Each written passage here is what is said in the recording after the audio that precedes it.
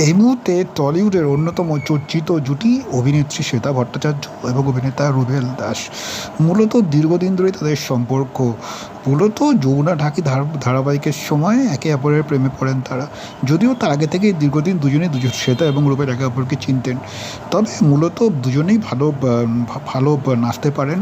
সেই সূত্রেই তাদের পরিচয় এমনটাই এক সাক্ষাৎকারে তারা জানিয়েছিলেন। মূলত গত দুদিন আগে জন্মদিন ছিল অভিনেত্রী শ্বেতা ভট্টাচার্যের। আর সেই জন্মদিনেই বিশেষ বিশেষ মানুষের জন্য বিশেষ বিশেষভাবে উদযাপন করলেন অভিনেতা রুবেল।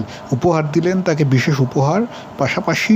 পাশাপাশি তার জন্য একটি সামাজিক মাধ্যমে একটি বিশেষ ভিডিও পোস্ট করলেন, যার মাধ্যমে অসংখ্য প্রেম নিবেদন করলেন শ্বেতার উদ্দেশ্যে রুবেল।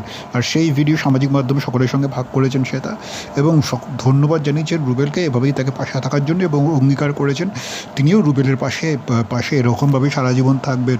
প্রসঙ্গত উল্লেখ্য, এই মুহূর্তে নিমফুলের মধ্যে ধারাবাহিকে দেখা যাচ্ছে অভিনেতা রুবেলকে। অপরদিকে কোন গোপনে মন ভেসেছি ধারাবাহিকে রণজয় বিষ্ণুর বিপরীতে দেখা যাচ্ছে অভিনেত্রীকে শ্বেতাকে। সব মিলিয়ে কেরিয়ারে দুজনেই এখন চূড়ান্ত ব্যস্ত। তবে শোনা যাচ্ছে সব কিছু ঠিকঠাক থাকলে আগামী বছরের শেষেই নাকি সাত পাকে বাধা পড়তে চলেছেন অভিনেত্রী রুবেল এবং অভিনেতা শ্বেতা এবং রুবেল। এমনটাই তারা একাধিক সাক্ষাৎকারে জানিয়েছেন।